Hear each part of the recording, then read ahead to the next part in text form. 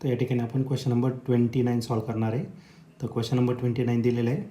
A spherical solid ball of volume V is made up of material of density rho one. तर एक solid ball दिलेला आहे, त्याची density किती येतात रो वन.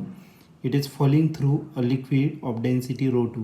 तर हे आपल्याला फॉल करायचं आहे अशा लिक्विडमधून ज्याची डेन्सिटी किती आहे रो टू इतकी. आणि ब्रॅकेटमध्ये दिलेलं आहे rho two is less than rho one. तर लिक्विडची डेन्सिटी कमी आहे आणि त्या सॉलिडची डेन्सिटी जास्त आहे. Assume that the liquid applied a viscous force on the ball. तर लिक्विड जो आहे तो विस्कस फोर्स ॲक्ट करतो आहे त्या बॉलवरती. That is proportional to the square of speed V T. V T म्हणजे कोणतं terminal velocity. That is F viscous is equal to K V T square. K is greater than 0. Then the terminal speed of the ball is. तर आपल्या terminal velocity find करायचं, पण viscous force जो आहे तो के times V T square दिलेला आहे. जी आहे ॲक्सलरेशन ड्यू टू ग्रॅव्हिटी. तर हा क्वेश्चन 2021ला आलेला होता. तर याचे 4 ऑप्शनपैकी पहिलं ऑप्शन ए आहे V G in bracket rho one minus rho two divided by 2K. B option आहे V G in bracket rho one minus rho two divided by K. C option आहे under root of V G in bracket rho one minus rho two divided by K. D option आहे under root of K rho one minus rho two divided by V G. तर या 4 ऑप्शनपैकी नेमकं correct answer कोणतं असणार तर ते आपण solve करूया आणि मग चेक करूया. तर या क्वेश्चनमध्ये आपल्याला एक स्पेरिकल सॉलिड बॉल दिलेला आहे, ज्याचं वॉल्यूम किती आहे व्ही. तर हा एका मटेरियलपासून बनलेलं आहे, ज्याची डेन्सिटी किती आहे रो वन इतकी. ओके. त्यानंतर त्याला आपल्याला फॉल करायचं आहे एका लिक्विडमध्ये, ज्याची डेन्सिटी किती आहे तर रो इतकी. सपोज आपण ते काय घेतलं तर एक विस्कस लिक्विड घेतलं आणि या विस्कस लिक्विडमध्ये आपण काय केलं तर तो स्पेरिकल ऑब्जेक्ट काय केला आहे फॉल केलेला आहे. तर या ठिकाणी गेल्यानंतर एक कॉन्स्टंट स्पीड त्याने अटेंड केलं आणि त्याला आपण काय म्हणणार तर टर्मिनल व्हेलॉसिटी, कॉन्स्टंट व्हेलॉसिटीला. ओके.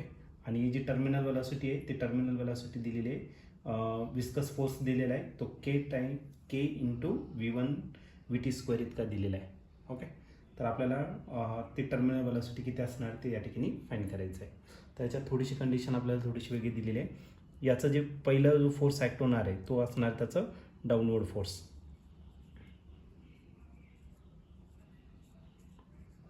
या डाऊनवर्ड फोर्सला बॅलन्स करायला काय लागेल तर अपवर्ड फोर्स.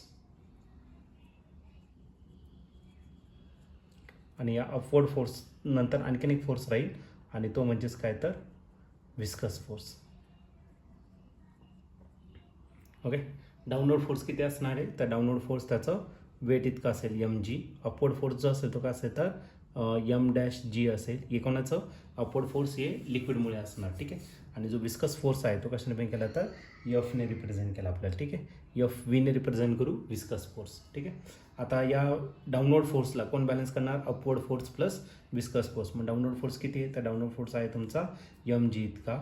त्याला कोण बॅलन्स करणार आहे तर तुमचा अपवर्ड फोर्स तो घेतला आपण एम डॅश जी आणि जो विस्कस फोर्स आहे तो काय घेतला तर एफ व्ही. ओके. त्यानंतर आपल्याला काय दिलेलं आहे एम जी जर घेतला याची डेन्सिटी या सॉलिड स्पियर जो आहे त्याची डेन्सिटी किती आहे तर रो वन स्पियरची. आणि जे लिक्विड आहे त्या लिक्विडची डेन्सिटी किती आहे तर रो टू इतकी दिलेली आहे. मग आपल्याकडे एक डेन्सिटीचा फॉर्म्युला आहे आणि डेन्सिटीचा फॉर्म्युला जर घेतला तर डेन्सिटीचा फॉर्म्युला काय मास डिवायडेड बाय व्हॉल्यूम. मग आता एक काम करू डेन्सिटी जनरल फॉर्म्युला घेऊ आणि नंतर मग आपण त्याला रिप्लेस करू. डेन्सिटी रोने रिप्रेझेंट करणार मास एमने आणि व्हॉल्यूम कशाने तर व्हीने रिप्रेझेंट करणार. मग मास जर घेतला तर मासचा फॉर्म्युला काय असेल व्हॉल्यूम इंटू डेन्सिटी. चला तर मग या इक्वेशनमध्ये आपण पुट करणार आहे. मग यमला जो आहे यमला कशाने रिप्लेस करायचं रो इंटू व्ही. पण स्पियर आहे त्या स्पियरची डेन्सिटी किती रो वन व्ही आणि आणखीन एक टर्म राहिलं तिथं काय तर जीत करायला. त्यानंतर एम डॅश जर घेतला तर या लिक्विडची डेन्सिटी त्या लिक्विडची डेन्सिटी किती असेल रो टू. व्हॉल्यूम किती असणार व्हॉल्यूम सेमच असेल आणि आणखीन एक टर्म राहिलं तो म्हणजे ॲक्सलरेशन ड्यू टू ग्रॅव्हिटी.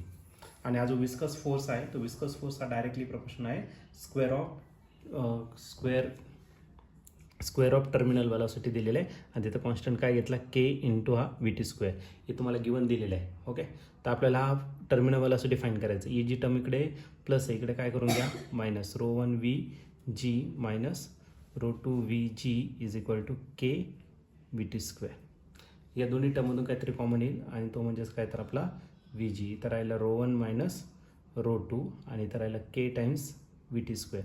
के इकडे मल्टिप्लाय इकडे काय करा डिवाइड करा. मग व्ही टी स्क्वेअर जर घेतला तर V G in bracket rho 1 minus rho 2 divided by काय असणार तर के. आणि फायनली याचं काय करावं लागेल आपल्याला स्क्वेअर रूट घ्यावं लागेल. आणि स्क्वेअर रूट जर घेतला तर V T is equal to under root of V G in bracket rho 1 minus rho 2 total divided by काय असणार तर के. हे तुमचं फायनल आन्सर असेल. आणि हे जर ऑप्शन जर तुम्ही चेक केलं तर ऑप्शन नंबर सी जो आहे तो या ठिकाणी करेक्टली मॅच होतो आहे. मग या क्वेश्चनचं जे आन्सर असणार आहे ते ऑप्शन सी. ऑप्शन सी म्हणजेच under root of V G in bracket rho 1 minus rho 2 divided by K. तर हे फायनल आन्सर असेल. या क्वेश्चनचा आन्सर सी असेल.